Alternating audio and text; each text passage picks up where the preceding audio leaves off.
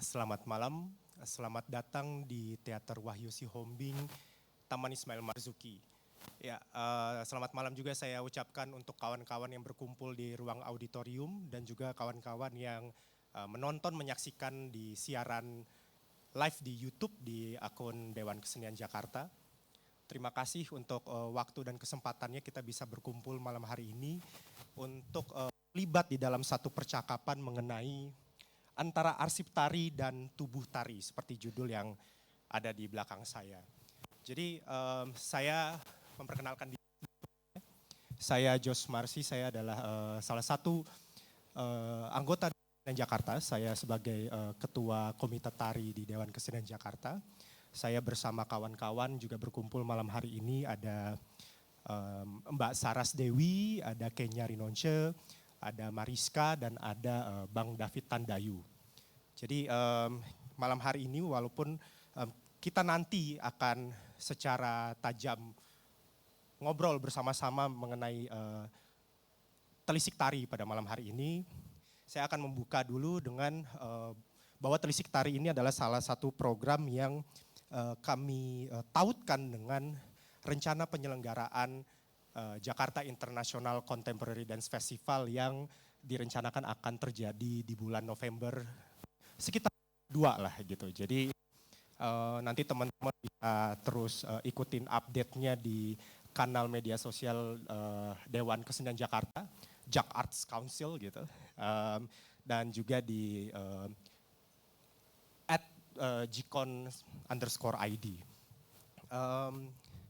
Jikon sebagai satu platform, kami membayangkan ini tidak hanya akan menjadi sekedar penyelenggaraan festival saja. Dari beberapa diskusi, kami kemudian membayangkan bahwa Jikon sendiri atau tadi saya sebutkan ya Jakarta International Contemporary ini kemudian bisa menjadi pergerakan bersama yang menghimpun beragam proses, beragam praktik akan menghimpun, saling menautkan, menghubungkan beragam inisiasi yang sudah ada di tengah masyarakat, termasuk dengan beragam ruang dan konteks sosial lainnya di Jakarta. Gitu. Dan tentu walaupun Jikon sendiri ini secara kayak program gitu ada di dalam komite tari, tapi kami membayangkan juga bahwa di dalam prakteknya Jikon sendiri tidak secara eksklusif berbicara tari atau seni tari saja. Nah, kemudian bagaimana praktek-praktek tari dalam hal ini koreografi juga dia kemudian bisa expand, bisa meluas dan berasiran dengan banyak praktik artistik lainnya, dengan medium-medium lainnya dan juga disiplin keilmuan lainnya begitu.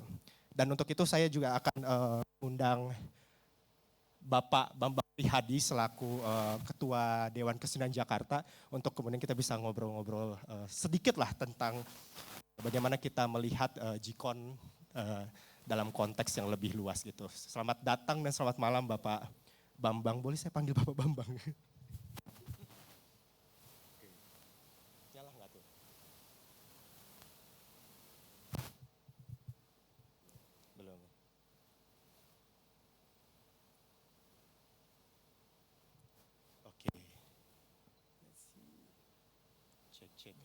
Cek.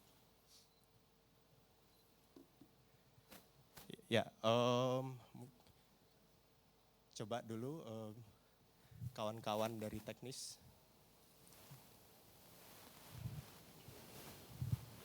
Ya, gimana Jos?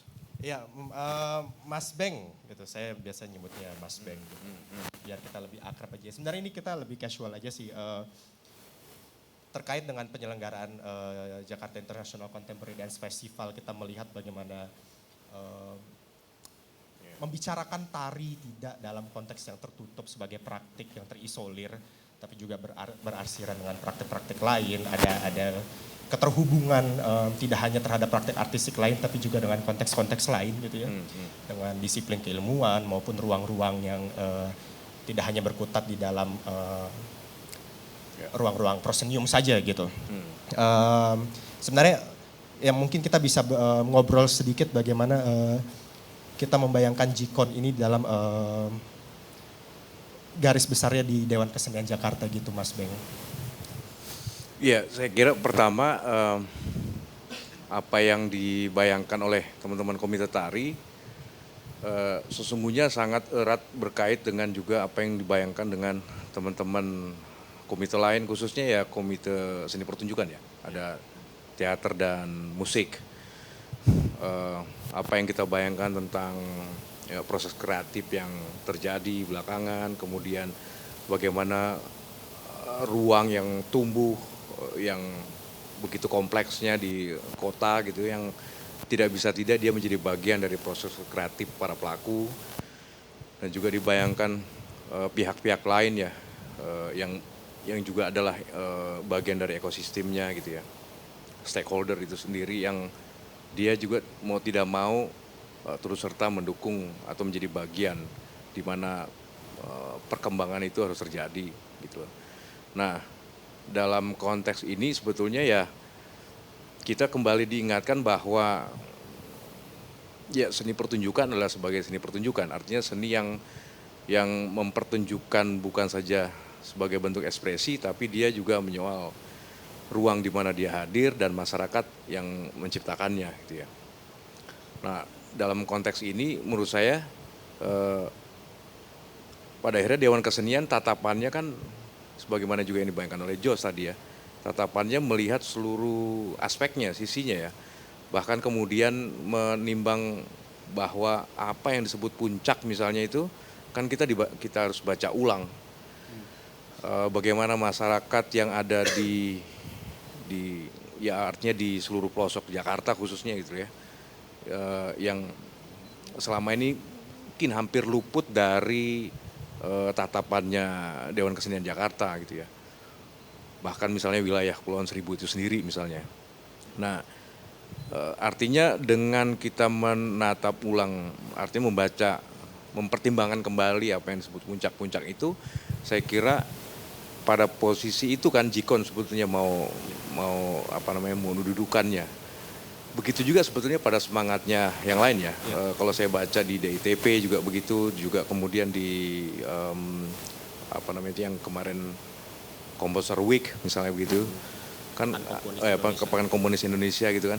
Membacanya kan melihat bukan sekedar melihat yang muda, tapi melihat bagaimana persinggungan yang tadi tuh, aspek ruang, masyarakat dan lain sebagainya. Saya kira di situ kita melihatnya, mendudukannya. Saya kira itu. Ya, mungkin kita bisa sekaligus share juga ke kawan-kawan yang menonton ini juga.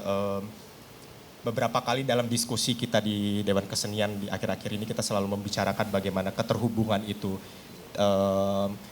Baik di sisi secara programatik gitu ya, antara satu program dengan program lainnya, antara satu kerja komite dengan komite lainnya gitu. Lalu kita juga membayangkan bagaimana keterhubungan itu juga menyentuh lapisan-lapisan masyarakat yang lebih luas. Kalau kita membayangkan Jakarta dalam konteks ini gitu, Jakarta sendiri kan lapisan masyarakatnya, lapisan sosialnya itu juga sangat diverse, sangat beragam gitu ya Mas Beng ya. Saya pikir mungkin kita juga sama-sama membayangkan bagaimana program-program kita semua ke depannya itu kemudian bisa terhubung secara bermakna dengan lapisan-lapisan tersebut gitu. Dan ya, atau ada tanggapan dulu? Saya kira kalau apa yang kita bayangkan pada soal jumlah, artinya itu soal quantity ya misalnya gitu ya. Artinya tuh begitu banyak hal yang mesti kita lakukan karena begitu banyak lapisan masyarakat yang langsung tidak langsung bersinggungan dengan kita, artinya dengan kesenian ya, dengan atau katakanlah secara langsung dengan Dewan Kesenian misalnya. Saya selalu membayangkan tuh produktivitas didudukan sebagai yang yang dia terus menerus dan juga memang banyak dalam pengertian tuh dia tidak hanya berhenti misalnya kalau diskusi tidak berhenti hanya di diskusi, atau misalnya satu platform tidak berhenti dia sekedar sebagai lomba gitu misalnya, atau workshop tidak hanya sekedar sebagai workshop misalnya gitu ya. Tapi bagaimana selain dia terus-menerus dilakukan, gitu ya. Baik, tapi juga kemudian ke apa ya istilahnya ya, ke kesadaran positioningnya setiap yang kita ya, katakanlah kita yang mendapatkan apa namanya itu, apa ya, kok tugas amanah apa istilahnya, kira-kira gitu menjadi simpul lah, kira-kira Peranan paling gitu ya. tidak mengambil peranan simpul gitu loh untuk bagaimana melihat yang lain itu ya bersinggungan.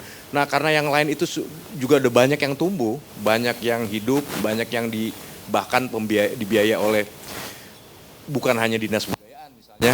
Nah pada titik itu kan kita juga paling tidak menimbang itu sebagai bagian, paling tidak, atau paling tidak dia juga adalah yang hidup di tengah-tengah kita, gitu loh. Nah ini yang memang kerja simpulan ini nih, simpul ini yang membayangkan DKJ ada di situ gitu loh.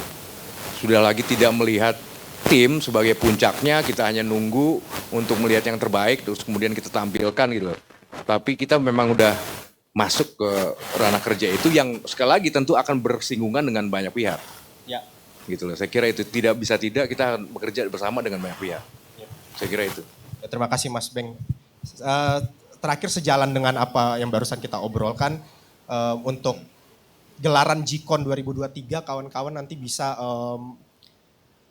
menunggu informasinya tentu, tapi aku bisa agak share sedikit lah bahwa nanti secara ini akan kami selenggarakan di beragam titik gitu ya, baik dari mulai kedai kopi, kampus dengan keterlibatan mahasiswa dan akademisi gitu, di ruang-ruang alternatif. Jadi kita berbicara tentang proses yang lebih beragam dan inisiasi-inisiasi yang mungkin sudah dimulai oleh masyarakat dan kita kolaborasi bersama gitu. Kurang lebih akan seperti itu dan tentu malam hari ini supaya kita juga nggak terlalu berlama-lama lagi gitu kan.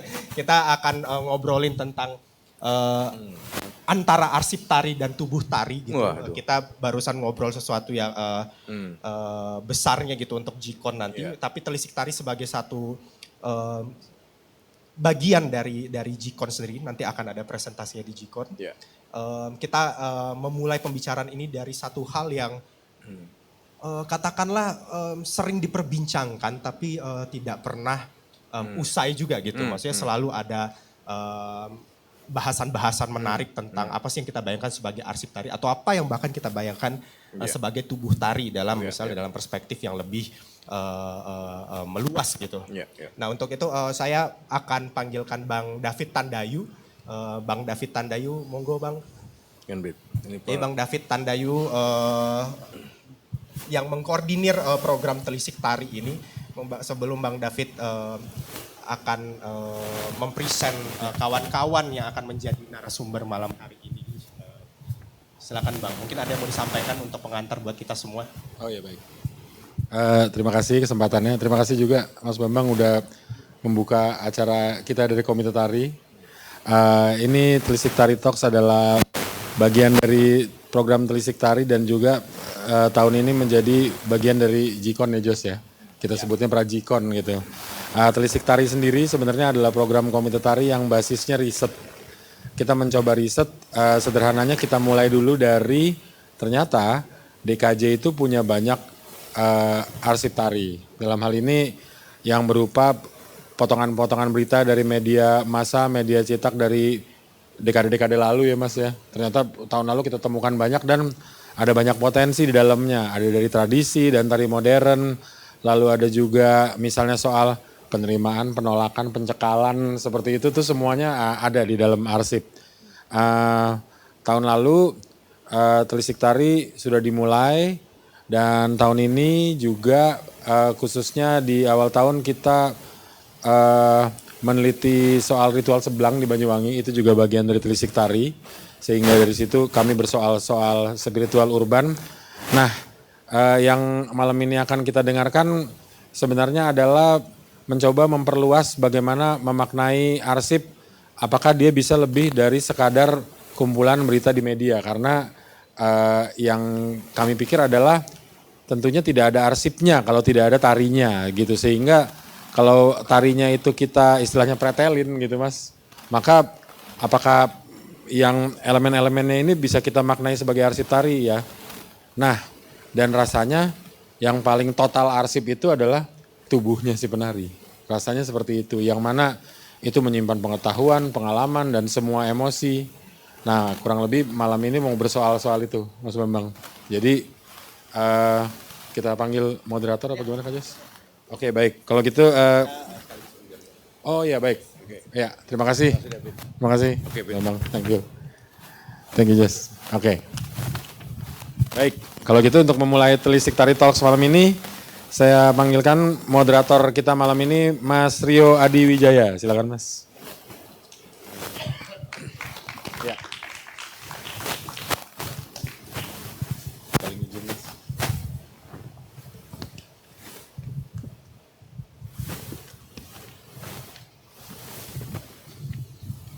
Baik, profil singkat tentang moderator kita malam ini, Mas Rio Adi Wijaya adalah Mas Rio adalah akademisi, pegiat filsafat, dan mempunyai kolektif akademisi bernama Fakulti. Lahir di Cirebon 25 Oktober tahun 70, S1 diselesaikan di jurusan Desain Grafis Universitas Trisakti sambil menggiati skena musik rock Jakarta era 90-an. Jadi jago main gitar nih Mas Rio. Lalu lulus S2 Filsafat di Driarkara, STF Driarkara, lalu memilih karir menjadi pengajar tetap jurusan desain dan membina rumpun keilmuan konseptual thinking. Jadi mata kuliah seperti estetika, sejarah seni dan desain, dan metode desain. Saat ini Mas Rio tengah berupaya merespon situasi pendidikan seni dan desain yang semakin mendapat tantangan dari perihal abad teknologis, yang seolah-olah birokrasi itu membuat pendidikan menjadi pseudo iptek. Maka bersama rekan-rekan praktisi dan pengajar mendirikan kolektif akademisi Fakulti. Jadi mencoba mencari pendasaran filosofis untuk praktek kreatif. Beberapa hasil dari pencarian tersebut telah diterbitkan dalam bentuk karya seperti Visuality Beyond Representation dan artikel-artikel dalam antologi DGI Press, termasuk juga Typography Dialog, penerbit Fakultas Desain UPH, dan dimuat dalam International Journal of Creative and Art Studies. Kurang lebih seperti itu profil moderator kita malam ini, dan kayaknya dari sini acara saya serahkan ke Mas Rio ya. Silakan Mas. Jadi aku izin meninggalkan nih Mas. Oke, Baik, terima kasih. Mas David. Selamat malam semua para hadirin.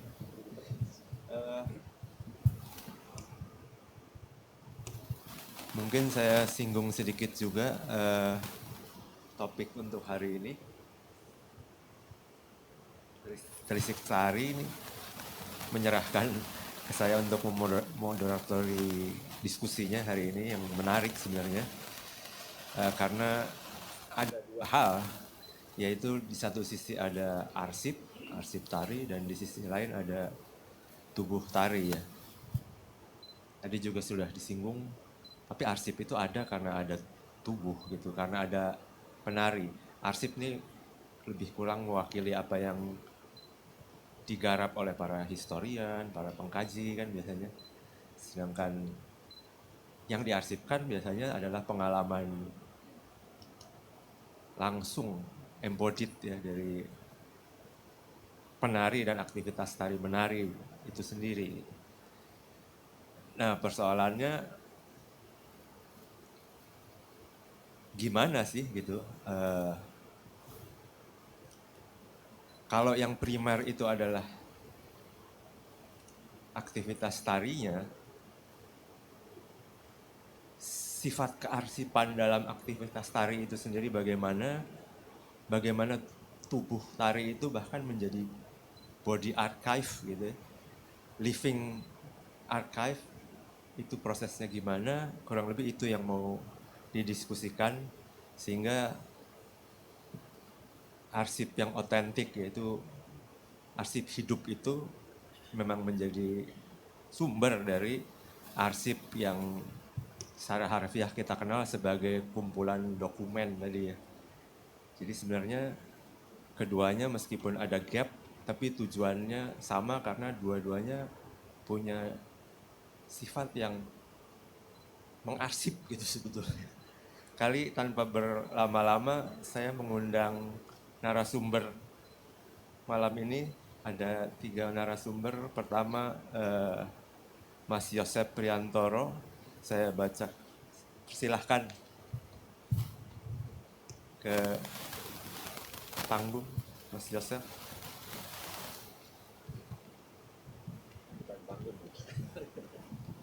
Oke, ini Mas Yosep Priantoro Satsuitubun, seorang koreografer dari Layar Seni Indonesia, lahir di Surabaya 19 September 1987, lulus S1 jurusan tari di IKJ, dan sejak kuliah tahun 2005 itu aktif mengikuti berbagai kegiatan kesenian sebagai penari dan juga koreografer.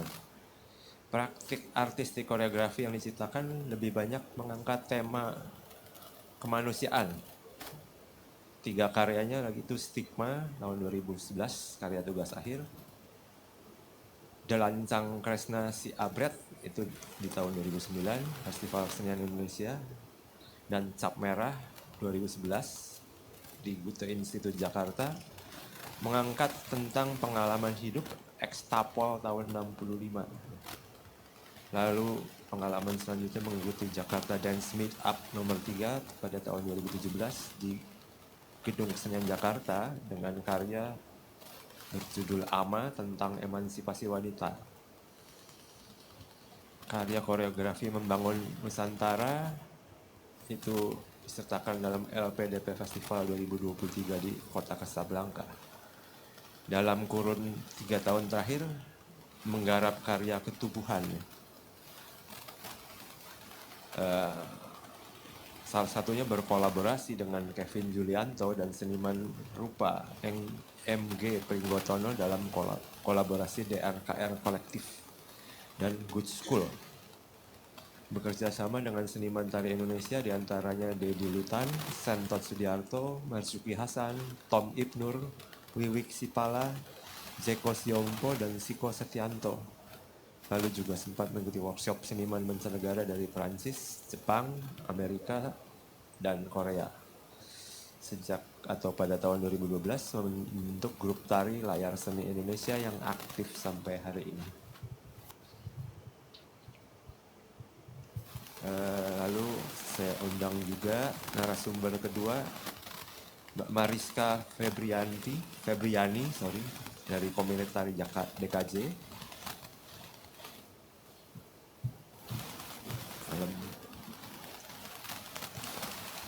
Mbak Mariska ini menekuni balet sejak usia 10 tahun di Namarina Dance Academy dan pada tahun 2008 menyelesaikan di Advanced Tourette System.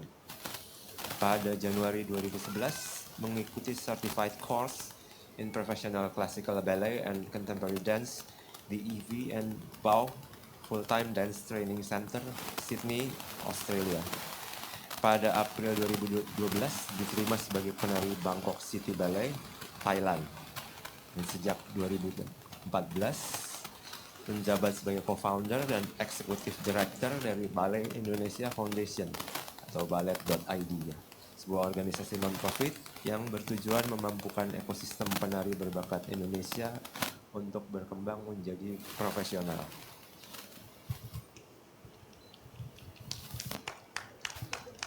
Oke, dan narasumber ketiga atau terakhir kita panggil Mas Akbar Yumni dari Komunitas Teater DKJ.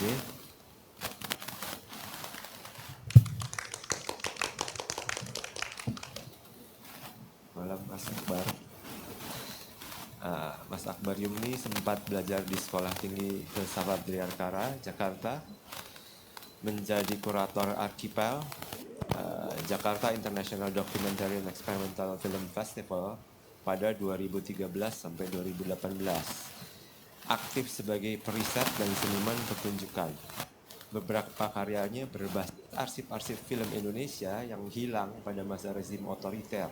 Di antaranya adalah Menonton Turang 1957, Menonton Daerah Hilang 1956, dan Menonton Sedap Malam itu 1951. Oke, nanti sudah ditemani.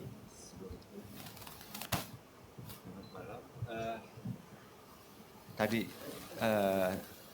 yang mau kita diskusikan soal bagaimana tubuh tari itu menjadi archive gitu ya. Kan kalau archive itu dokumen kita sudah biasa, tapi kalau body as archive ini dari pengalaman dari Mas Yosep dulu, nanti mungkin terus dilanjut Mbak Mariska, nanti dari Mas Akbar ya. Silahkan Mas Yosep, pengalamannya selama ini tubuh itu menjadi archive itu gimana gitu ya?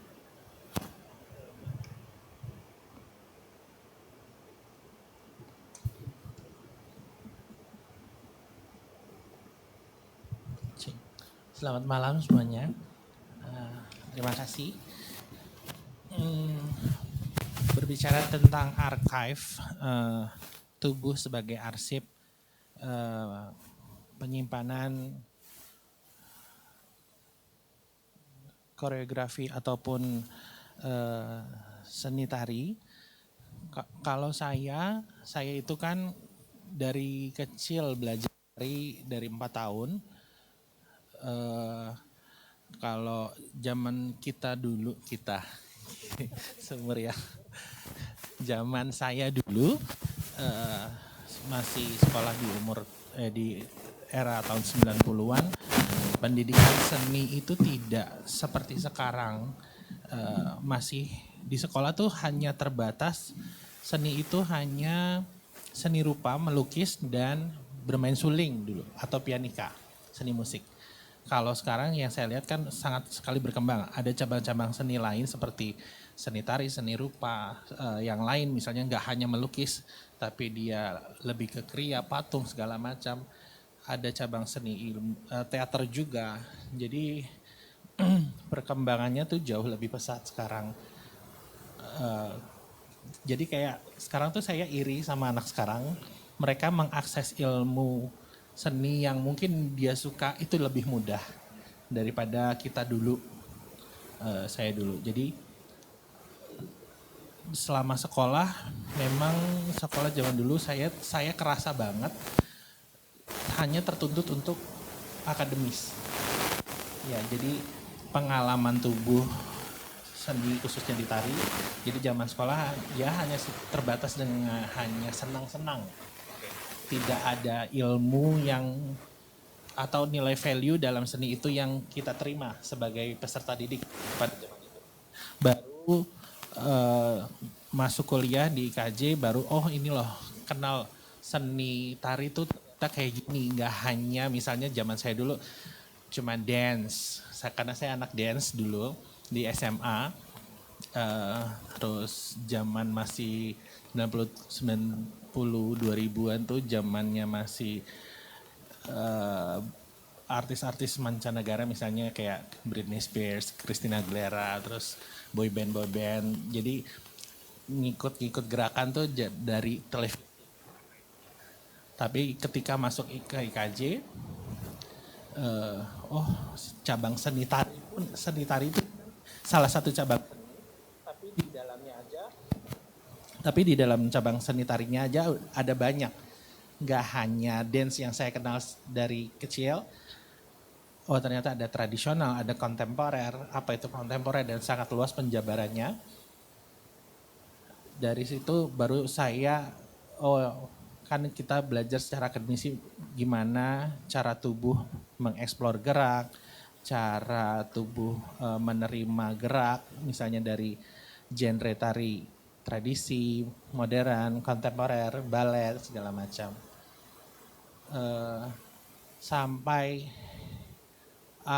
setelah lulus juga saya masih suka belajar ilmu cabang seni tari lainnya. Misalnya kayak yang saya nggak dapat di kampus tuh kayak hip hop, line dance, terus ballroom. Itu memang yang kita harus cari di luar. Karena menurut saya sebagai seorang, kalau dulu sebagai seorang penari kalau dulu. Sekarang udah gak laku kan jadi penari. Jadi sebagai koreografer gitu, harus punya wawasan yang luas. Kalau menurut saya kalau kita mau menciptakan sesuatu kan kita harus punya basic ilmu. Jadi punya fondasi yang kuat untuk belajar tari lebih dalam. Sehingga apa yang kita bisa present ke orang punya pertanggungjawaban yang jelas. Tuh, gitu. Sementara seperti itu dulu. Oke. Sedikit dikorek Oke. dulu. Berarti tubuhnya Mas Yosef ini sudah jadi archive sejak dari muda berarti ya? Memang asalnya dari keluarga yang suka menari atau gimana sih? Dari kecil tadi ya? Iya, mama saya tuh senang dunia seni, jadi mama saya guru TK. Oke. Jadi saya yang dijeblosin istilahnya kayak karena dia ngajar TK, saya suruh ikut nari ini terus kok dari kecil tuh kayak seneng gitu loh, seneng show off gitu. Oke. Nggak show off sih, seneng tampil gitu. Dari SD itu Iya sih? dari SD terus kayak ya menikmati sekali dunia seni. Cuman Iya. kalau yang saya perhatikan kayak sekarang ini kan dunia seninya sudah sangat berkembang. Itu mungkin karena birokrasinya juga berpengaruh. Iya. Kalau sekarang ada lomba FLS 2N, Olimpiade. Jadi kayak Olimpiade seninya. Kalau zaman dulu kan belum. Ada, Jadi ya. secara tidak langsung kan kita ngajar value-value ke peserta didik zaman sekarang. Gitu. Jadi kayak arsipnya sih kayak masih kalau masakan tuh kayak masih hambar. Kalau zaman dulu ya. Iya. Cuman ya balik lagi tergantung sama personelnya bagaimana dia mau belajar, mau kejar ilmu yang lain untuk memperbanyak arsip di tubuhnya. Iya. Berarti tetap di Mas Yosef itu sudah di-develop dari kecil sampai SMA udah ada aktivitas spesifik tari dan akhirnya mengambil jurusan tari di IKJ. Ya, jadi badannya sudah mengarchive ya, actively gitu. Oke, nanti kita lanjutin ngobrolnya. Mungkin kalau Mbak Mariska gimana tuh? History kali mungkin boleh sebagai pebalet gitu ya. Seberapa sih vitalnya badan itu mengarsip tradisi gitu secara langsung ya, itu harus di learning by doing it kan gitu ya. Kalau aku mungkin emang ya pasti tentunya pengalamannya berbeda jauh dengan Kocep gitu ya. Ya, Kebetulan banget aku terekspos dengan dunia tari itu kebetulan karena justru malah ekstrakurikuler di sekolah ketika SD. SD. Tentunya sih belum menyadari ya esensinya tuh tari mau dibawa kemana. Sesimpel ya seneng gitu, memang seneng nari gitu. Jadi memang ekskul mengambil ekskul tari gitu. Di situ memang kebetulan ekskul tari tentunya tradisi gitu. Cuman at some point ketika berumur 10 tahun itu pada saat itu tuh Princess Diana meninggal tahun 97. Dan itu tuh banyak banget fotonya di mana-mana. Di mana fotonya itu salah satunya adalah Princess Diana dengan sepatu balet point shoes yang kita bilang itu point shoes yang berdiri di ujung jari kaki. Ya istilahnya jatuh cinta tidak ternyana gitu. Dari lihat itu terus kayak memang wow gitu, kayak langsung oh mau nih belajar tari. Aku benar-benar kebetulan memang tidak dari keluarga yang berkesenian sama sekali. Bahkan justru sebenarnya papa terutama memang justru nggak terlalu seneng gitu kalau aku nari gitu. Lebih masalah stabilitas dalam hidup gitu. Tapi memang maksudnya tetap memberikan izin gitu loh untuk aku nari.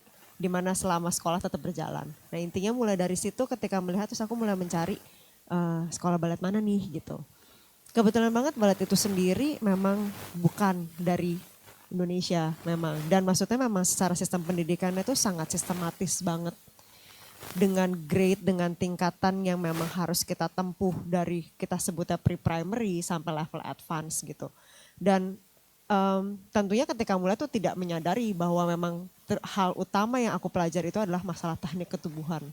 Tapi semakin dalam belajarnya itu ya balik karena memang secara sistematis dari awal balet itu sendiri terbentuk,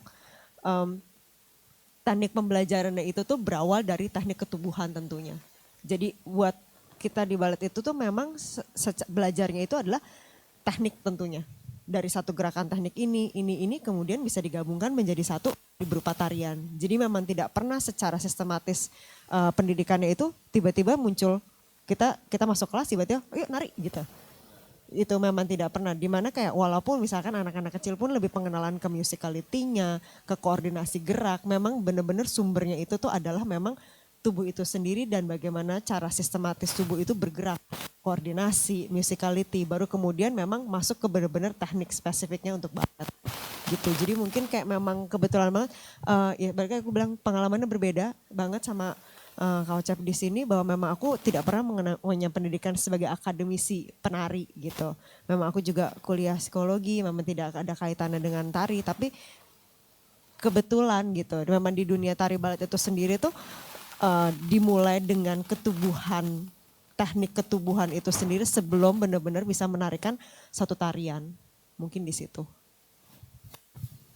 Kurang lebih seperti apa ya kalau latihan exercise embodiment tadi, ketubuhan itu? Ada pasti gerakan-gerakan spesifik, terutama kalau kita semua mengenali kayak balet itu kayak jinjit atau berdiri di ujung jari kaki. Itu memang benar-benar technically yang memang harus dipelajari. Jadi memang dari awal itu tidak langsung kita misalkan berdiri di ujung jari kaki gitu.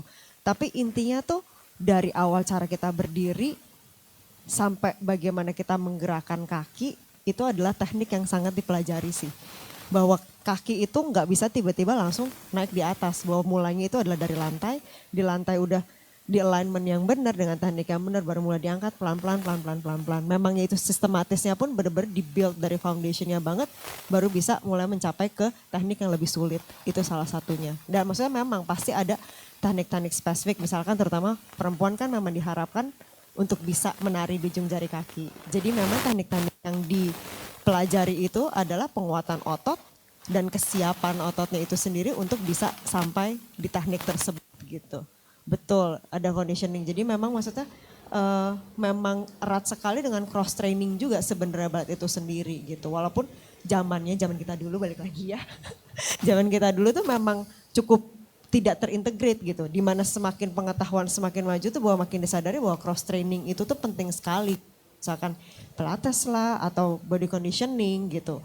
Tapi memang ya itu dia kayak memang berawal dari ketubuhan itu sendiri gitu. Ya, kalau ini sedikit pulang ke Mas Yosef dulu, itu conditioning seperti itu secara sadar, tidak sadar, langsung tidak langsung untuk waktu yang panjang dari kecil itu sampai SMA pasti terbentuk ya. Kalau dari kecil sampai dari kecil sampai SMA, karena menarinya hanya sebatas untuk fun. Iya. Jadi kayak tidak memikirkan conditioning harus kayak gimana, kayak preparation menari harus kayak gimana, lu harus exercise pemanasan dulu. Nggak harus formal warming lah. up, nggak formal. Karena dulu saya juga pernah sekali trial, jadi ada pengalaman, pernah sekali trial, waktu itu saya nonton pertunjukan balet, ih kok bagus ya, terus tiba-tiba, Ma aku pengen belajar dari balet gitu, yakin, nah terus coba trial dulu kan, coba trial sekali, kok nggak ada laki-laki ya, laki-lakinya gue doang, jadi abis dari situ kayak, aku nggak mau lagi belajar, nggak ada temennya gitu, karena yang cewek-cewek udah jago-jago, aku sendirian kayak di kucil kan, jadi habis itu udah nggak mau belajar lagi, jadi kayak ya zaman dulu kan kayak gender di balet di Indonesia ya, kayak cowok menari itu kayak masih zaman saya dulu tuh masih kayak gimana gitu, kayak belum terlalu diterima di masyarakat mungkin ya. Ya jadi kayak saya membatasi diri untuk belajar lebih. Iya. Gitu. Jadi kalau dan saya pernah yang waktu trial abis itu kayak kok aku pegal-pegal terus udah lah nggak ada temennya cowok, nggak ada temen yang cowok yang lain, terus kaki pegel-pegel, abis itu ya udah nggak mau, kayak ya udah yang penting gue nari mau fun gitu. Repertoar berarti umumnya dari populer. Ya yang populer dance kayak hip hop, terus zaman Michael Jackson. Oke, ya. Gitu. Cuma sebatas meniru. Ya, itu badannya mulai mengarchive yang dari populer dances ya. Mungkin kalau Mas Akbar bisa komentar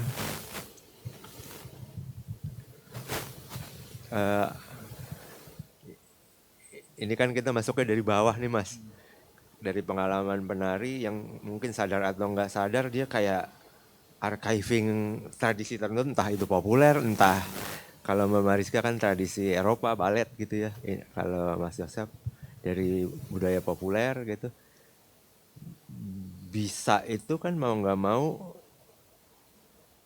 kalau filsuf Merleau-Ponty bilang kan I know itu I can gitu ya. Jadi mereka berdua mengarchive sebenarnya tapi dengan I can gitu ya.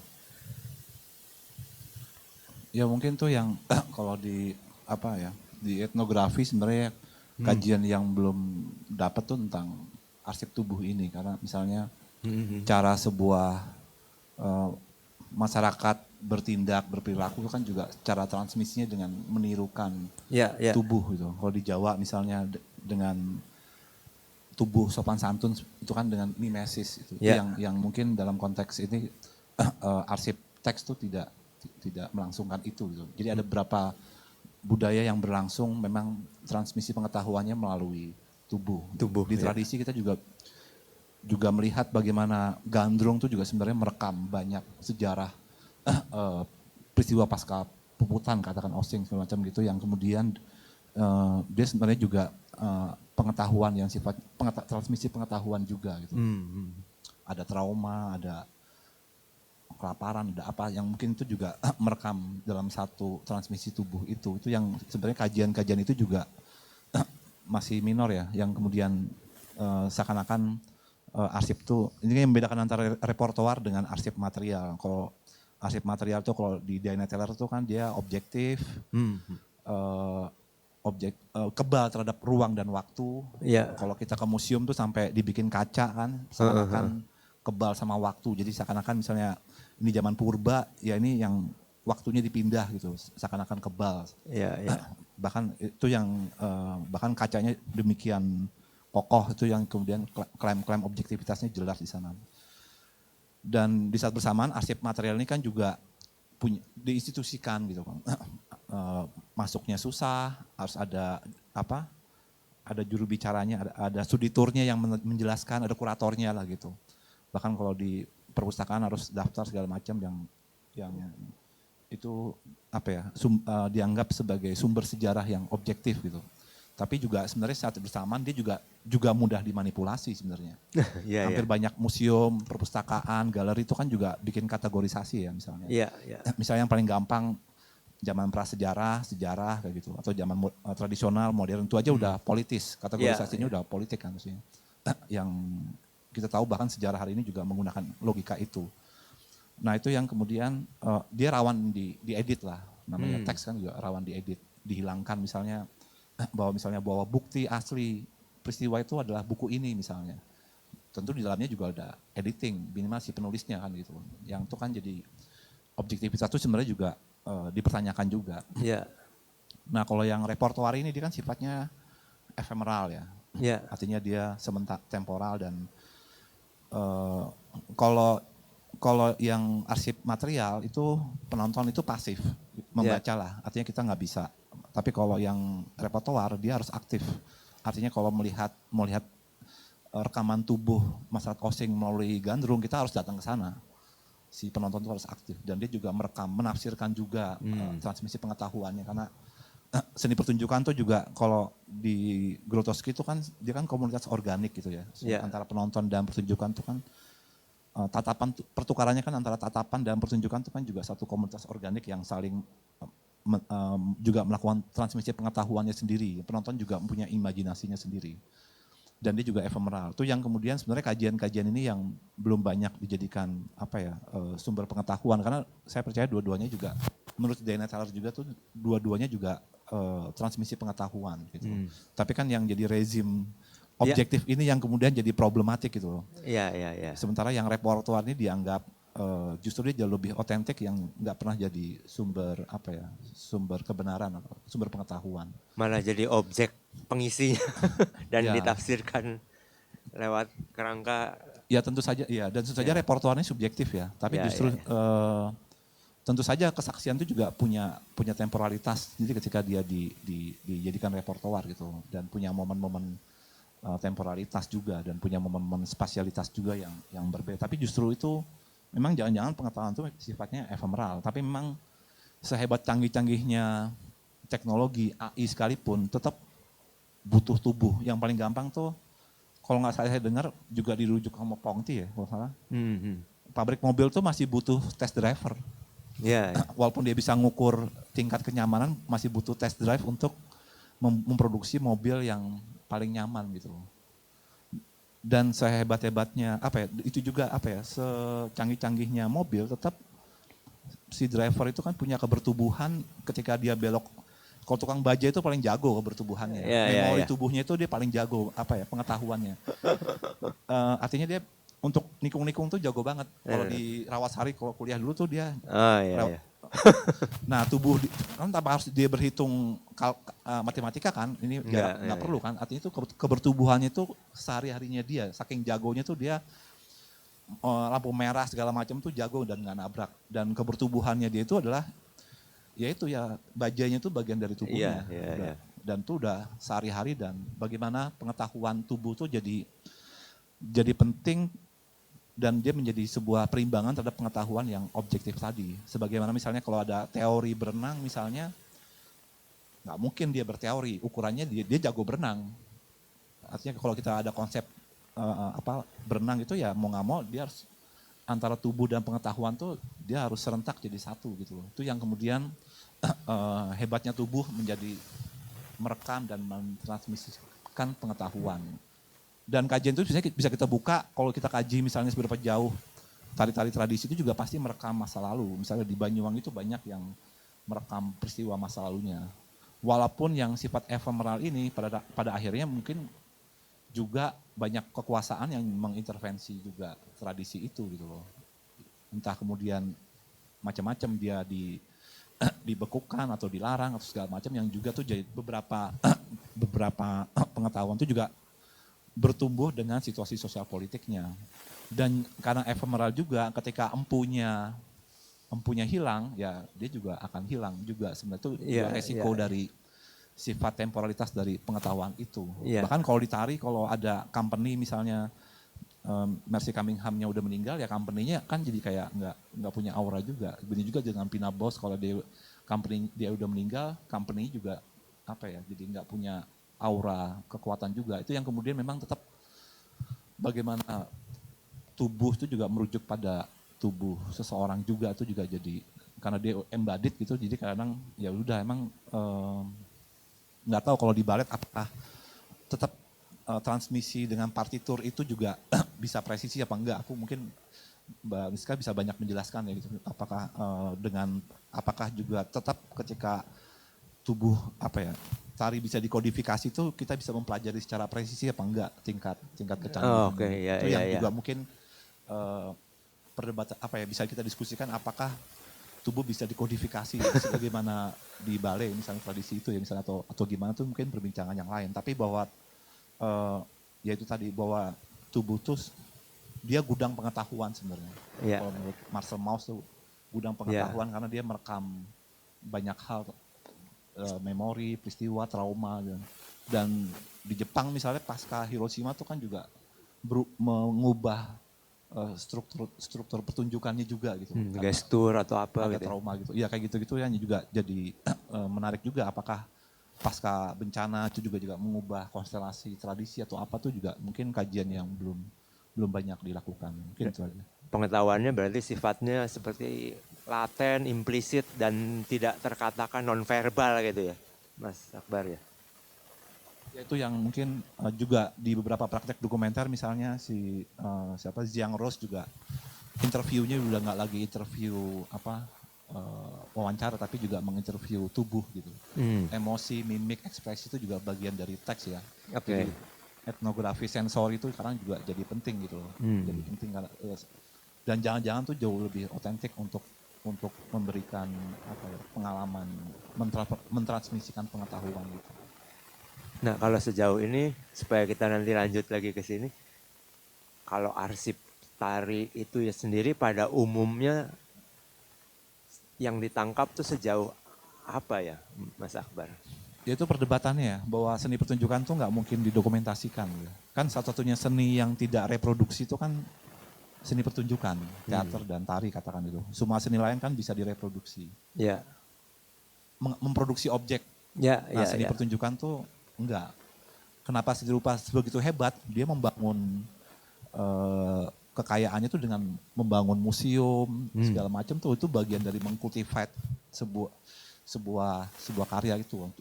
Bagaimana ada institusionalisasi arsip dengan para kurator yang canggih-canggih, profesor itu kan juga bagian pelegitimasian dari hebatnya seni rupa gitu. Karena dia memproduksi objek. Iya, objeknya bisa. Nah, objek itu bisa diperjualbelikan juga, bahkan bisa dikultivate, bisa dipamerkan, dimuseumkan gitu. Hitler juga ukuran menang perang tuh dia ngumpulin artefak-artefak itu gitu loh. Iya.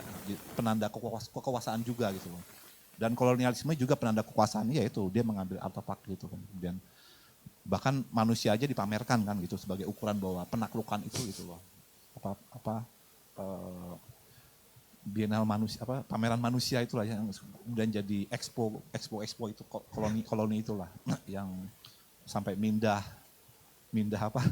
sawah ke Paris gitu lah, kayak gitulah. Itu kan juga diobjektifikasi gitu kayak gitu. Yang kemudian nah itu yang kemudian kalau konteks seni pertunjukan dia memang karena ephemeral, dia tidak memproduksi objek, susah jadi market juga, susah menginstitusikannya juga gitu loh. Tidak bisa karena dia bukan objek gitu, tapi justru dia otentik gitu loh. Kalau empunya meninggal ya udah, kesaksian tuh jadi kayak nggak otentik lagi gitu. Iya. Banyak kesaksian sejarah, makanya kalau menarik teman-teman di Kota Tua, mereka para reenactor gitu kan, itu kan living history ya. Kayak misalnya perang 10 November, ya mereka bikin kayak diorama tapi tembak-tembakan yang itu juga pengalaman yang menarik karena juga membayangkan ketubuhan dalam sejarah itu loh. Bukan lagi membaca tapi living story itu kadang-kadang lebih kena emosinya bagi misalnya untuk sebagai transmisi pengetahuan ya. Kalau itu dimainkan dengan punya kesadaran yang menarik itu misalnya itu jadi kayak pengalaman tersendiri untuk mengetahui sejarah. Jalan Salib juga repertoar yang berulang-ulang dan selalu dibutuhkan kan, dan itu juga ngasih impresi yang sangat transmisi pengetahuan yang mungkin lebih menyentuh ya, dan itu selalu dilakukan tiap tahun gitu. Itu juga living story itu juga sebenarnya satu pendekatan yang menarik untuk melawan rezim museum ini gitu. Karena kita gimana pentingnya repertoar sebagai transmisi pengetahuan, yang itu juga mungkin penting sebagai perimbangan dari dominasi teks, rasio sebagai sumber pengetahuan. Iya. Tapi kalau praktisnya yang secara umum yang diarsipkan, kalau arsip tari itu apa jadinya, Mas? Ya tubuhnya itu sebenarnya yang ephemeral itu sebenarnya. Yang lebih otentik itu. Deskripsi, dokumentasi gitu ya, sejauh itu. Tidak mungkin. Ada perdebatan bahwa sebenarnya dipertunjukkan tidak mungkin ketika dia sudah dibekukan dia udah objektif. Iya. Itu yang kemudian tapi bisa juga sih kalau pengalaman di Komite Tari tahun lalu misalnya banyak foto-foto arsip tari itu Uri Adam itu yang nggak ada captionnya. Nah itu punya peluang untuk direpertoarkan sebenarnya, menafsirkan foto sebagai sesuatu yang repertoar gitu. Oke, ya. Tapi kan itu kan, tapi juga sebenarnya nggak bergantung juga sama objektifikasi foto itu. Tapi, nah ketika dia di-captionkan juga sebenarnya kan juga sudah dibekukan juga gitu. Tapi maksudku ada beberapa yang punya peluang untuk direpertoarkan karena mungkin waktu itu arsipnya belum di-captionkan gitu. Jadi belum di frame baku objektif gitu ya, masih open interpretation gitu ya. Ya atau mungkin itu untuk eksperimentasi aja sih, mencoba merepertoarkan arsip-arsip foto yang belum di-captionkan atau belum komplit gitu. Jadi kayak Iya. Tapi ya kalau konvensional ya begitu orang melakukan arsip tari ya paling kan rekaman, video, komentar, deskripsi gitu ya. Iya. Dan banyak kok misalnya arsip foto sejarah pelukan Soekarno sama Sudirman kan tafsirnya apa nih? Banyak kan gitu. Itu juga jadi satu pengetahuan repertoar juga yang bisa kita bayangkan gitu. Apakah di sini ada foto siapa itu kan juga penting. Pengalaman punctum studium tuh ya itu juga jadi penting ya, impresi macam itu. Jadi ya meskipun mungkin maksudnya di balik ada rezim-rezim museum ya Tetap ada peluang. ya ada peluang dan mungkin ada maksud mulia juga sebenarnya dia apa ya, kan itu menyimpan kolektif memori untuk generasi depan bisa lihat lagi kan gitu-gitunya tetap ada gitu ya. Cuman memang tetap ada gap dengan tubuh tari atau body as archive ini ya. Iya, tapi sebenarnya nggak mau itu bahwa yang basisnya tubuh tuh juga transmisi pengetahuan. Tetap yang performatif itu juga butuh hal-hal yang material tetap ya. Iya. Nah ini sekarang nanti kita balik lagi ngobrol sama Mas Yosef dan Mbak Mariska.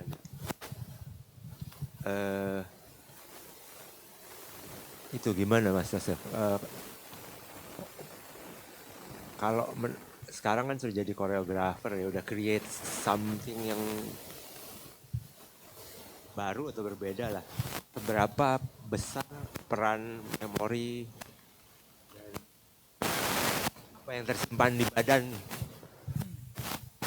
Kalau masalah Body memory tadi ya? Dalam body memory ya.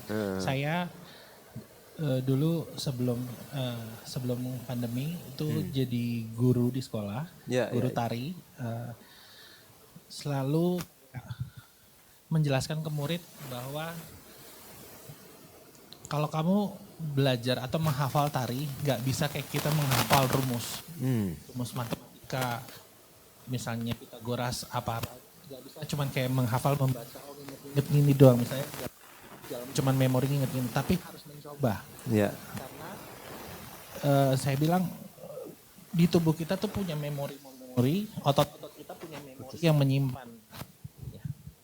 Ya, jadi tubuh kita punya memori, tubuh kita punya otot-otot yang menyimpan, merekam itu semua. Jadi kalau nggak dicoba nggak akan bisa. Jadi kamu harus coba kalau mau menghafal biar lancar. Kamu benar-benar harus coba tarian itu, nggak cuma ngafalin dalam pikiran. Oh abis ini, oh abis ini, nggak bisa kayak gitu. Nah begitu pula misalnya kalau tentang penyimpanan arsip, dokumentasi segala macam. Tadi sempat saya ngobrol sama Miss Mariska, di Indonesia ini belum ada penyimpanan dokumen. Misalnya kalau di musik itu kan ada partitur. Sebenarnya di tari itu ada, kan ada orang Eropa Rudolf van Laban yang menciptakan notasi Laban akhirnya, yang saya pernah belajar juga di kampus. Tapi memang ribet banget. Jadi memang dalam satu tarian memang bisa diarsipkan untuk menjadi partitur, sebuah partitur notasi Laban.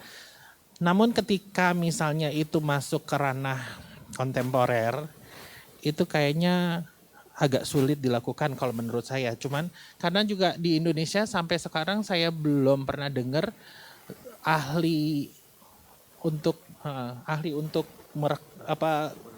menotasikan sebuah tarian. Jadi kayak misalnya tadi kayak saya ngobrol, mungkin sistem di Indonesia yang itu membuat kita tidak bisa mendokumentasikan karya yang zaman dahulu untuk direpresentasikan sekarang. Kayak misalnya kalau di Jerman ada Pina Bausch, dia tuh punya, kalau bikin karya kan udah punya literaturnya segala macam. Jadi karya Pina Bausch zaman dulu bisa ditarikan misalnya orang Indonesia. Jadi kita tinggal lihat partiturnya, kita lihat. Jadi dokumentasinya sangat rapi. Mungkin yang harus jadi catatan di dunia seni Indonesia, bahwa kalau mau mendokumentasikan suatu karya secara detail dan itu memang harus ada satu orang atau beberapa orang yang ahli untuk belajar ke situ. Jadi tapi kalau menurut saya ketika kita baca partitur tari terus masuk dalam, misalnya hitungan kalau misalnya saya bikin karya kontemporer yang nggak pakai musik gitu loh, feelingnya dari sini kayak narinya melepas, terus yang ada bagian part misalnya oke lah ada bagian part yang rampak mungkin itu bisa dinotasikan. Tapi kalau ketika bagian yang penarinya bebas mengikuti feelingnya, itu yang agak membuat dokumentasinya menjadi sulit. Jadi balik lagi, tubuh itu memang yang menyimpan primernya. Jadi kayak Kalau orang itu udah nggak ada, ya nggak bisa tuh. Kecuali ya mau nggak mau. Kalau sekarang kan dokumentasinya film, video gitu. Iya. Dari dalam itu dari luar dan angle tertentu aja gitu. Iya. Tapi kan kita nggak bisa dari part itu tuh kita kan nggak bisa tahu. Oh ini feel emosinya harus kayak gimana gitu.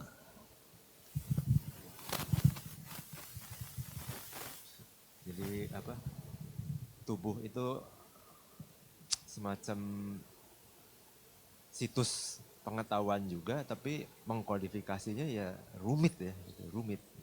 Ya, karena Tuhan menurut saya menciptakan manusia itu begitu ajaib, begitu dahsyat. Kita bisa lakuin apa aja dari tubuh-tubuh kita ini yang bahkan sebelumnya kita nggak pernah tahu kita bisa melakukan itu. Oke. Ini kita lanjut yang ngobrol tadi nih Bung Mariska. Barusan sama Mas Akbar juga kan dikotominya sebenarnya kalau di dunia pemikiran tuh kan antara dikotomi klasik antara mind and body, rasio dan sensibilitas ya. Nah, kalau tradisional kan rasio unggul sampai Rene Descartes modern juga rasio unggul, tubuh itu kan hanya mesin gitu ya. Mekanis, tubuh itu yang kita kontrol dengan kesadaran gitu. Nah, ini kalau apa ya gitu? Atau justru kalau ditari seberapa besar sih peran kesadaran terang benderang dalam mengontrol tubuh, Mbak Mariska? Apa justru dalam performance yang udah jadi, yang bagus gitu, malah kesadaran itu tipis gitu malah? Itu gimana? Oke, tadi seperti kita juga pernah bahas ini ya tentang masalah ketubuhan itu sendiri ketika kita tampil, ketika kita perform gitu. Ini mungkin tanpa disadari, tapi memang waktu itu aku menyadari hal ini dari seperti yang tadi emang kita bahas ini baru kita bagi di forum. Waktu itu memang pernah ada workshop dari aku agak nggak ingat namanya. Pada saat itu diadakan di Sumber Cipta, teman dari Kak Yudhistira Schumann, orang Jerman.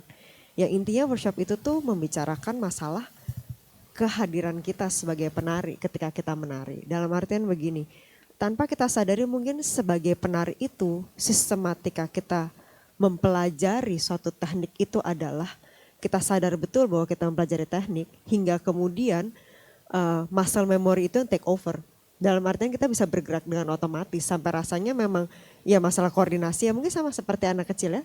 Belajar koordinasi kayak motorik kasar, bahwa berjalan itu ya nggak kanan-kanan kiri-kiri bahwa seperti itu segalanya sampai akhirnya itu otomatis menjadi koordinasi tubuh kita secara otomatis. Begitu pula dengan teknik tari.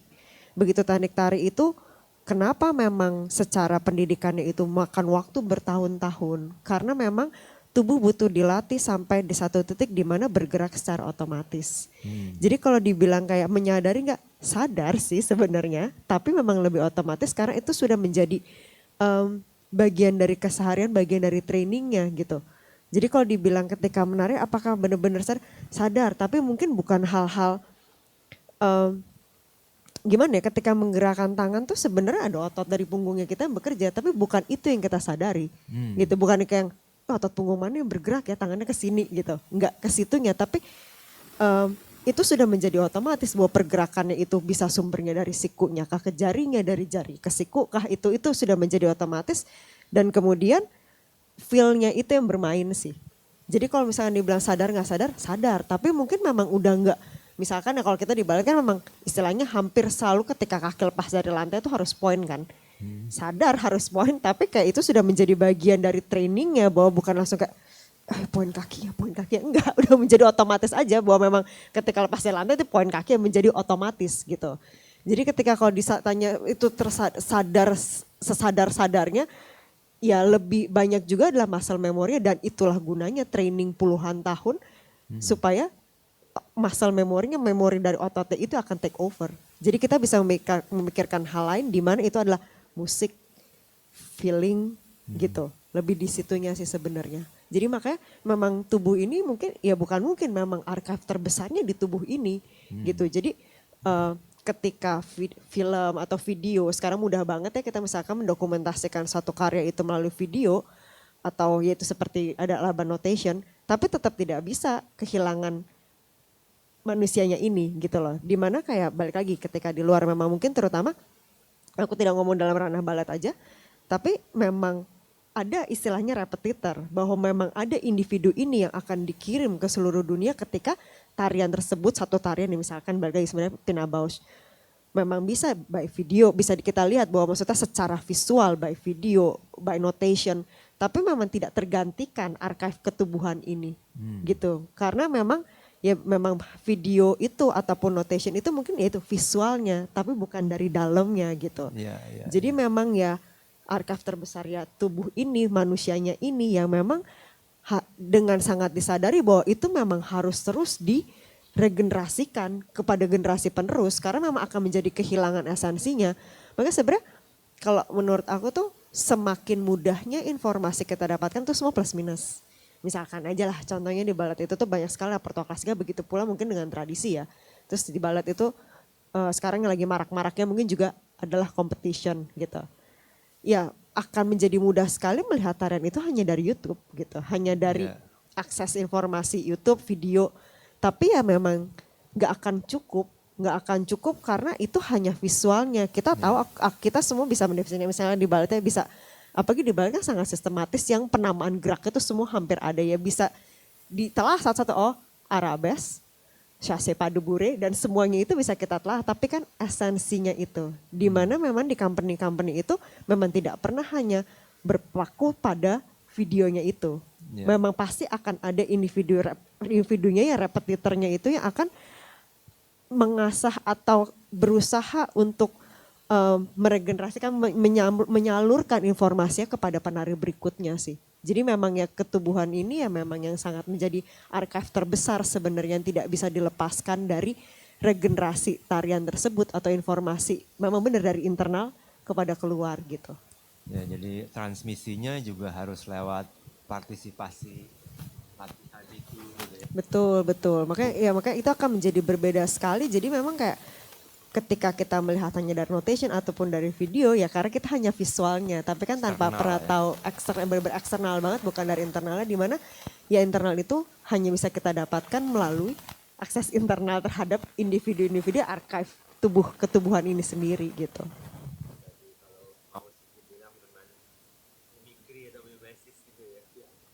Jadi transmisinya lewat itu gitu.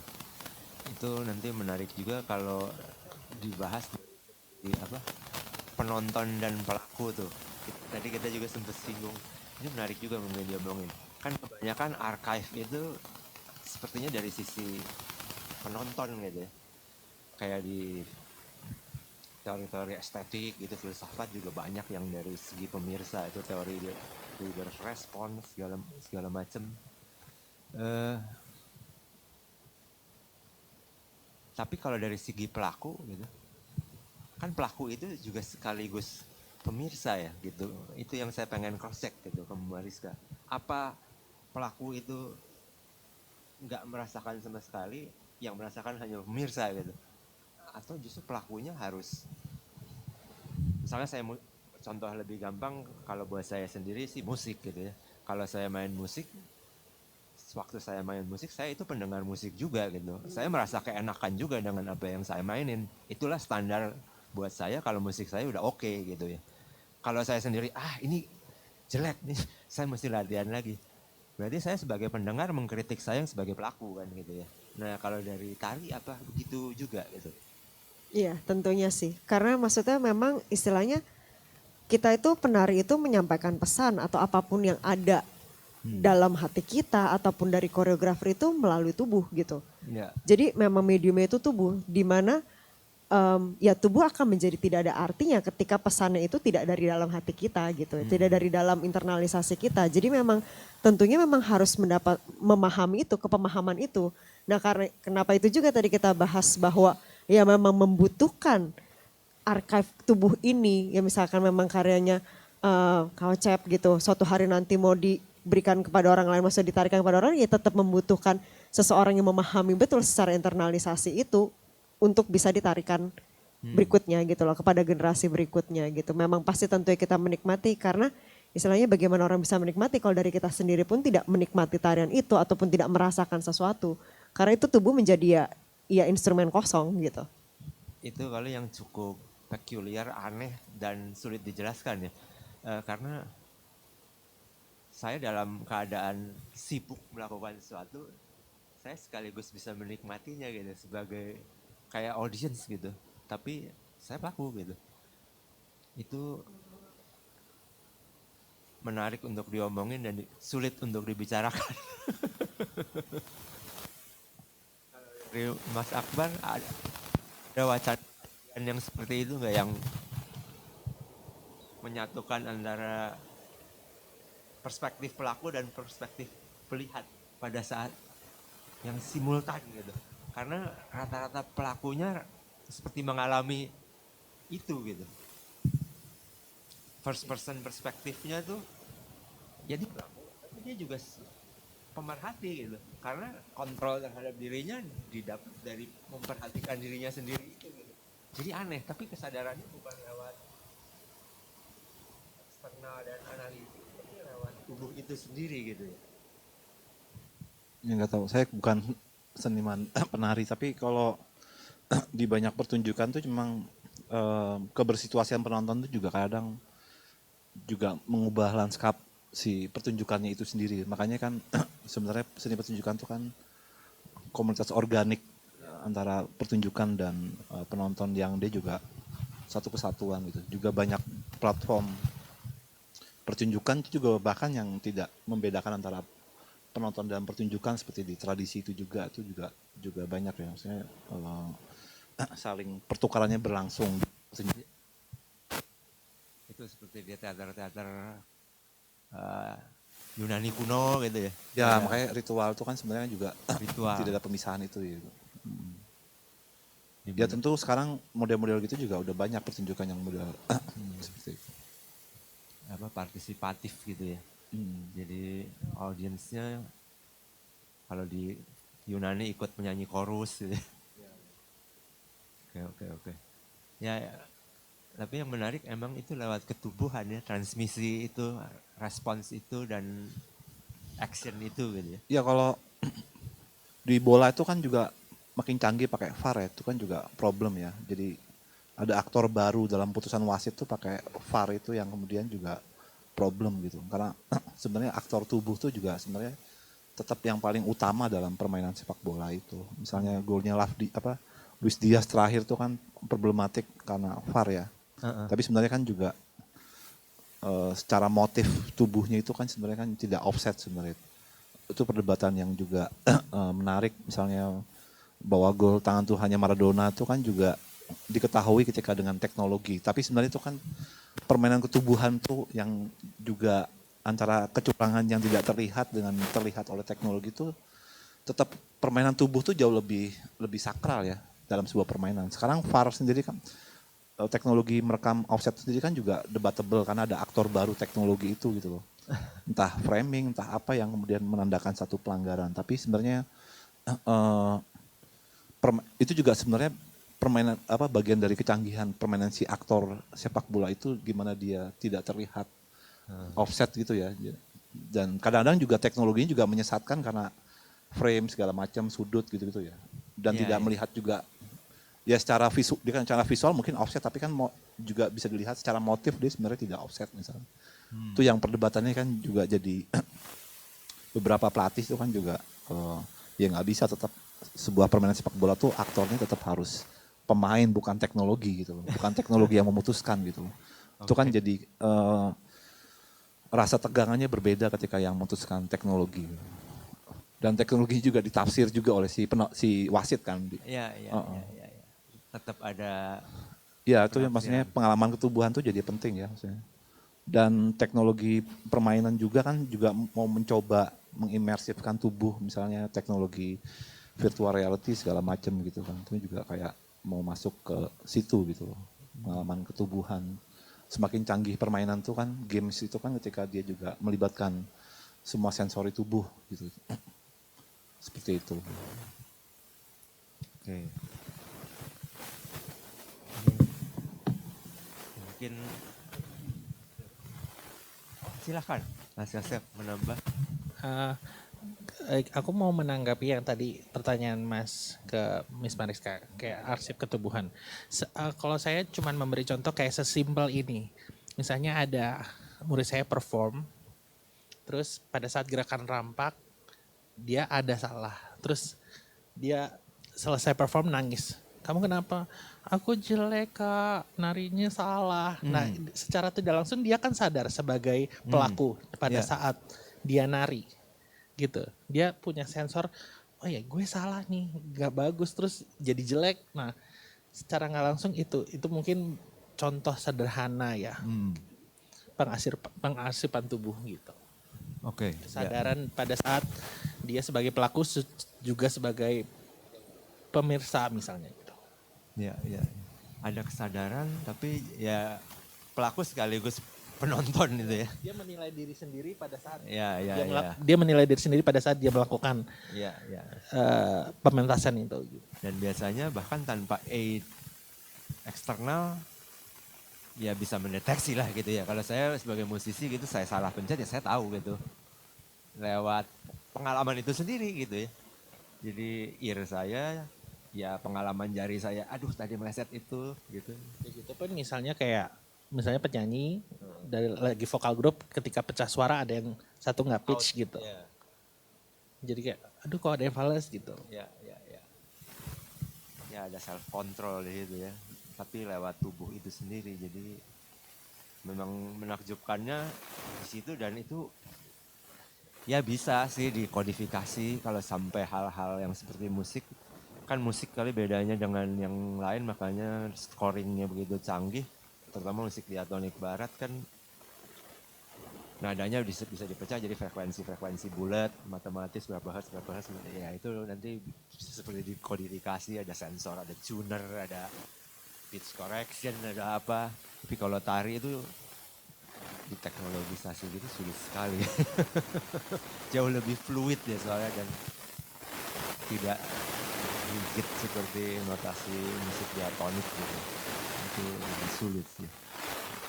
Jadi so far ini tubuh ini arsip yang primer berarti ketimbang arsip eksternal, objektif, deskriptif, fotografis atau video gitu ya. Nah tapi kalau gitu kira-kira masih ada saran untuk arsip itu kan itu ujung-ujungnya bisa membantu juga toh. Kita misalnya belajar wacana populer ya dari media juga, dari video gitu. Nanti suatu saat saya mendalaminya gitu. Tapi kulit-kulitnya itu kan saya dapat dari situ gitu.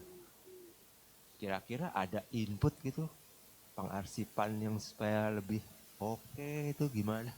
Kan arsip umumnya pasti kan foto, visualnya foto atau video. Verbalnya deskripsi mungkin ya. Terus ada upaya notasi yang saya juga karena saya bukan penari sih persisnya saya nggak pernah lihat notasinya. Itu bisa tiap koreografer lain-lain berarti. Nggak ada sistem universal kan. Notasi Laban diciptakan buat universal. Jadi kayak kalau di musik ada do, re, mi, terus tangga nadanya, ada garisnya. Jadi ketika misalnya di notasi Laban ada misalnya harus merendah tandanya apa, terus kayak harus jinjit misalnya, terus harus membuka tangan. Jadi kayak untuk lambang tangan ada, lambang kaki ada, lambang badan ada, lambang kepala ada. Jadi ya harus detail mempelajari itu dan benar-benar ketika harus presisi banget kan. Karena ketubuhan kan kadang-kadang kita nggak bisa kontrol kemana eksplorasi gerak itu sangat luas. Ketika salah arah atau salah hadap aja terus salah menotasikan kan arsipnya nanti jadi beda. Gitu. Ya. Kalau misalnya tadi arsip itu bisa ngapain lagi sih gitu untuk membantu preservation atau ya nyimpan kolektif memori itulah gitu. Selain tubuh kan primary gitu. Ya memang harus ada. Jadi Kalau preservation itu nggak mungkin nggak preserve pelakunya sebenarnya ya. Bukan cuma persoalan bikin arsip ditaruh di perpustakaan gitu ya. Tapi si perpustakaan itu bisa ngapain lagi yang lebih bagus itu input aja dunia itu. Atau mesti justru pengalaman-pengalaman menubuh itu yang lebih diceritakan kali ya. Iya, kalau kayak misalnya pada saat saya ujian akhir, itu kan membuat skripsi, ada penelitiannya segala macam, terus tentang karyanya, pola lantainya, itu kan salah satu bentuk arsip dan yang akan dikumpulkan bahwa ini mahasiswa-mahasiswa yang telah lulus membuat karya ini, dan itu arsip. Cuman waktu itu kan kalau nggak salah di selain skripsi ada mengumpulkan video juga. Jadi ada dokumentasi karya dan penjelasannya secara detail. Tapi kan tidak semua orang bisa mengakses itu. Tidak mungkin. Iya, itu yang jadi pertanyaan, gimana selain pengarsipan secara dokumentasi gitu, bahwa karya itu akan bisa berguna lagi nanti di masa depan. Itu yang belum terrealisasikan mungkin ya. Jadi kayak mungkin kayak gini, misalnya jarak gap mahasiswa zaman dulu, misalnya saya sebagai alumni dan yang sekarang, mereka kebanyakan tidak begitu mengenal alumni-alumninya yang pada saat berkarya pada saat zaman mereka belum masuk sini gitu. Ya. Jadi yang sedekat itu pun belum tentu. Belum tentu. Apalagi yang misalnya 20 tahun, 30 tahun ke depan. Iya. Kalau kebetulan aja mencari-cari apa, kebetulan orang.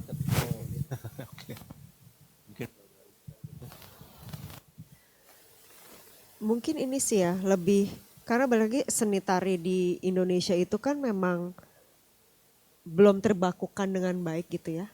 Mungkin sebenarnya kayak memang harus kita sadari banget ketika lahirnya satu repertoire yang baru ataupun repertoire yang lama, bahwa memang arsip itu tuh terutama, maksudnya memang tidak akan tergantikan manusianya ini sebagai arsipnya itu sendiri. Tapi maksudnya paling enggak dengan terdokumentasikan dengan baik dan bisa diakses oleh masyarakat, baik berupa visual, audio, ataupun berupa transkrip, itu perlu banget sih, bahwa itu sangat disadari gitu loh dalam proses koreografi. Itu tuh menjadi bagian yang penting gitu, bukan hanya ini satu koreografi ditampilkan sekali kemudian hilang gitu. Mungkin bagian itu pun juga perlu diintegrasi ke dalam proses koreografi itu sendiri gitu. Kalau memang sudah ada ya bagus gitu, tapi maksudnya memang perlu juga memang tetap dijaga arsipnya itu sendiri, bahwa memang arsip ketubuhan ini dari manusianya itu penting, tapi berarti manusia itu fana, ya kan? At some point kita semua akan meninggalkan dunia ini. Jadi bagaimanapun juga kita pasti akan bergantung juga pada arsip-arsip yang berupa ya foto, video, berupa yang objek gitu kan, yang eksternalnya itu sendiri kan. Jadi paling nggak mungkin yang aku sadari maksudnya secara sistematis kita sendiri di dunia seni tari gitu, seni tari kayak cukup sering sebagai senimannya hanya terkonsentrasi terhadap karya itu sendiri, di mana perangkat lainnya yang akan mempreserve tarian itu yang terkadang kita lupa, walaupun memang tidak dipungkiri banyak faktor ya, pendanaan dan sebagainya, bahwa kayak ya udah bisa bikin karya aja kan udah bagus gitu ya, boro-boro kita repot dengan itu gitu. Cuman mungkin memang itu perlu menjadi kesadaran supaya regenerasi itu terjadi gitu, bahwa kayak memang ya sampai saat ini ya tidak ada jalan lain selain maksudnya pengarsipan itu selain tubuhnya sendiri, memang eksternalnya itu adalah ya foto, video, ya berupa audio dan sebagainya, itu akan menjadi barang penting banget, bahwa kita juga kadang-kadang lupa dan kita akan kembali kepada arsip yang berupa objek itu sendiri, eksternal itu sendiri kan gitu. Jadi aku rasa memang dari secara sistematikanya dalam proses pembuatan tarian atau repertoire sendiri itu menjadi penting sekali sih, dan yang kemudian memang bisa diakses oleh masyarakat.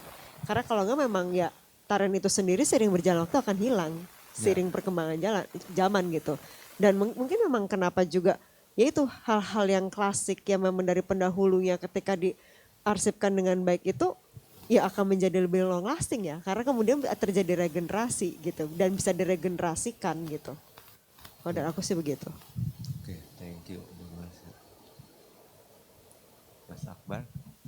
Saya sedikit mau kan sebenarnya kalau di dunia akademik sekarang ini mulai ada practice based research, artistic research gitu yang dilakukan oleh artisnya yang berusaha sebenarnya praktik dengan tubuhannya sendiri.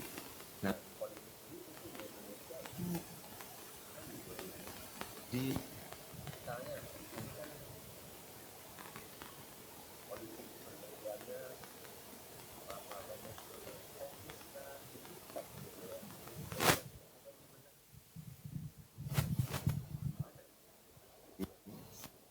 Enggak, sekarang yang seperti kayaknya seni juga udah banyak jadi kajian akademik kok.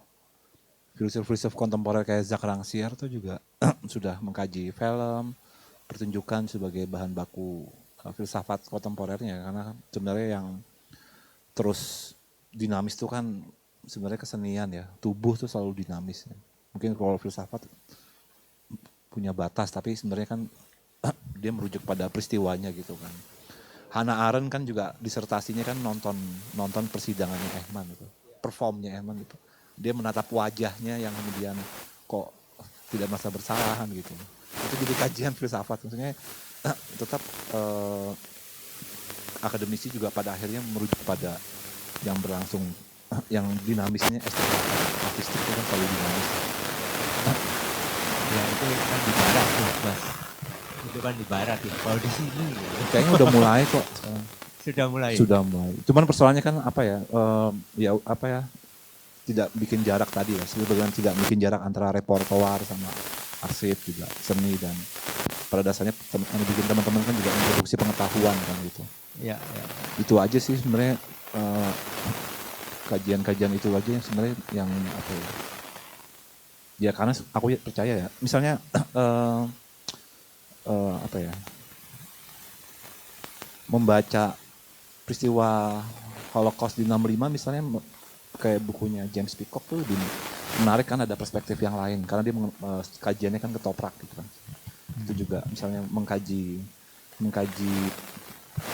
ngomong keindonesiaan tuh sebenarnya kan lebih enak dengan kesenian misalnya, bahwa Dardanella itu mungkin grup yang pertama yang menghadirkan kosmopolitan di mana ada rakyat jelata, para Indo, orang Tionghoa, satu panggung gitu loh. Yang itu ngomong nasionalisme, dia udah sebelum ada ngomong gagasan keragaman nasionalisme, itu dia udah Duluan. Itu udah bagaimana mengkaji itu lah, maksudku biar juga kajian keindonesiaan itu juga lebih kaya sebenarnya melalui Raden Saleh, melalui Dardanella, melalui dan yang lain-lain itu sebagai kajian keindonesiaan yang jauh lebih politis ya menurutku ketimbang politik kekuasaan, dan itu jauh lebih apa ya, lebih dinamis. Ya. Dan lebih gampang diakses juga karena itu kan juga praktek yang apa ya, yang populis juga di masa itu. Gitu. Ya. Itu sih sebenarnya kan itu juga banyak belum digali misalnya. Misalnya kajian-kajian tari di masa lalu itu juga belum, apa tradisi khususnya juga masih banyak yang gandrung sebelang itu kan juga karena tubuhnya merekam masa lalu juga, sebenarnya kajian-kajian itu aja yang belum dibuka sebagai keindonesiaan itu maksudku. Itu yang maksudku juga, atau jangan-jangan yang itu yang bisa menjadi menambah keragaman masa lalu. Ini kan saya percaya bahwa masa lalu itu selalu yang terbuka ya, ditafsirkan. Karena kalau Gadamer tuh ketika orang membaca sejarah tuh juga sebenarnya dalam situasi sejarah juga sebenarnya. Iya. Artinya kan dia bisa selalu terbuka. Terus pikir ketubuhan tuh tetap penting jadi sebagai kajian tetap. Ya.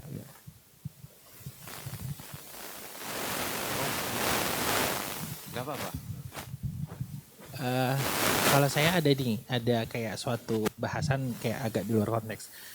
Ketika waktu saya bikin karya dan itu membutuhkan proses dokumentasi sebagai arsip, saya malah berpikir kayak waktu itu misalnya saya bikin karya yang komposisi sekian, dokumentasinya hasilnya begini. Terus yang komposisi sekian, dokumentasi hasilnya begini. Ketika karya TA saya maunya yang terbaik. Itu juga berpengaruh dengan misalnya teknologi yang dipakai, kualitas kamera. sumber audionya. Jadi biar dokumentasinya dapat terekam dengan baik.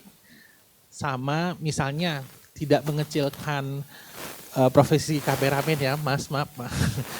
Jadi kayak misalnya si videografernya punya sense of art apa enggak.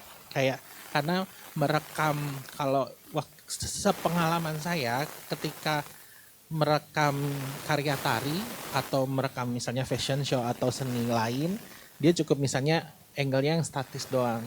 Tapi kalau tari kan harus bagian mana yang didetail. Misalnya apa yang bergerak dulu dari mana, terus angle-angle yang dimauin koreografer agar pesan visualnya nyampe ke penonton yang nonton. Menurut saya juga videografernya berperan penting dalam pengambilan dokumentasi itu.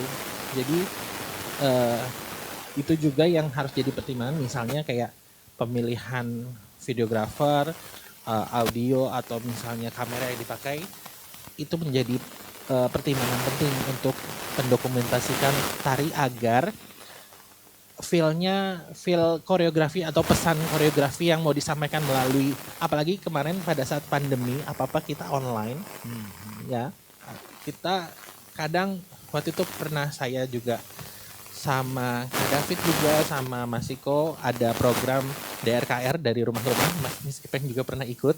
Kita merasakan pandemi nggak bisa ngapa-ngapain online, jadi kita pentas online, saking misalnya orang rindu akan pentas, kita hadirkan melalui Zoom waktu itu. Iya, iya, jiwa perform kita tuh udah meronta-ronta, jadi harus disalurkan. Tapi kan belum tentu apa yang diterima penonton pada saat itu nyampe ya dengan apa yang mau kita sampaikan. Entah solusi misalnya sinyal atau kuotanya habis pas nonton ngehang, oh kuotanya habis misalnya gitu. Nah itu jadi bahan pertimbangan Arkas juga, misalnya kayak teknologi dan ya misalnya pengambilan gambarnya statis atau enggak.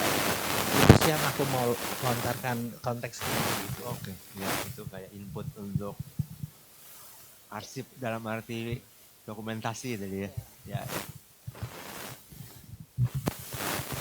Mungkin dari Anita kali ada yang mau respon atau bertanya langsung ke narasumber, silahkan.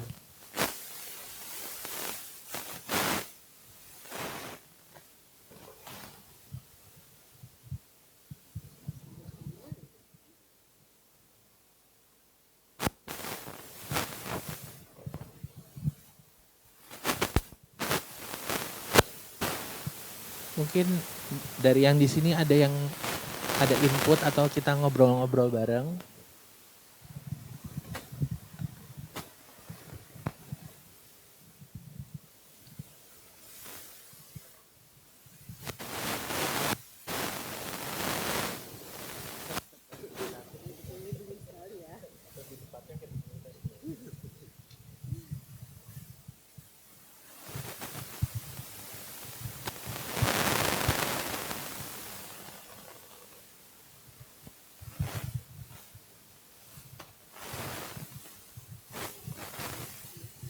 Gimana Mas? Sudah mendekati jamnya ya?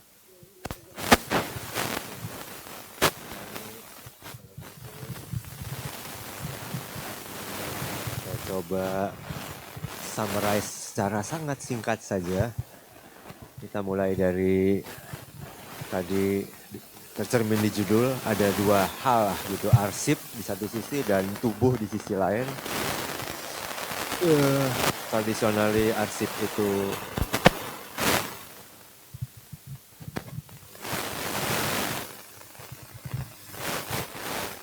ya sifatnya dari material, objektif gitu ya. Tapi apakah arsip itu yang primer atau malah tubuh tari yang primer? Ya dari diskusi malam ini, dari pembicaraan malam ini, sepertinya semuanya sepakat bahwa tubuh itu ya justru yang arsip primernya gitu ya, arsip yang objektif dan material toh ada karena ada tubuh tari itu sendiri gitu ya. Jadi lebih kurang itu poin utamanya, tubuh itu primer, menyimpan pengetahuan yang embodied lah, yang sifatnya tadi body memory, di repertoarnya dibangun lewat proses latihan. Itu bukan sebuah kode-kode yang bisa dengan mudah. Kalau ada kodifikasi itu kan orang instan juga tidak mungkin ya. Tidak mungkin instantly dilakukan juga gitu. Jadi ada proses, ada pendidikan, dan dari situ proses itu menyimpan tradisi lah ya. Otomatis itu kan tradisi ya, ditransfer. Tadi kalau bahasa dari Mas Akbar adalah seperti bahasa Marcel Mauss tadi ya. Dia ditransmisi ya. Ada lewat mimikri, nanti itu ditransmisi lagi ke generasi berikutnya, ke orang lain, ke penonton gitu ya, ke diri sendiri ya. Kurang lebih itulah fungsi tubuh sebagai arsip gitu ya, yang lebih primer daripada arsip-arsip dalam arti konvensional. Namun arsip konvensional, walaupun di balik sana juga banyak persoalan lah, seperti politik pengarsipan, pemilik museumnya siapa, ada kepentingan pemilik juga, tapi toh biar bagaimanapun berarti juga sebagai boleh dibilang suplemen untuk arsip tubuh. Gitu. Tadi ada beberapa input terakhir dari Mas Yosef, dari segi pengambilan teknologi, sinematografinya juga mungkin krusial gitu ya, supaya sedekat mungkin dengan pengalaman tangan pertama si tubuh arsip itu gitu. Kurang lebih itu yang kali bisa disimpulkan dari diskusi malam ini. Terima kasih.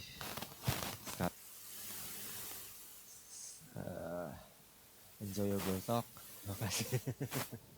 Sampai ketemu di perbincangan berikutnya malam. Saya kembalikan ke Mas David kalau gitu.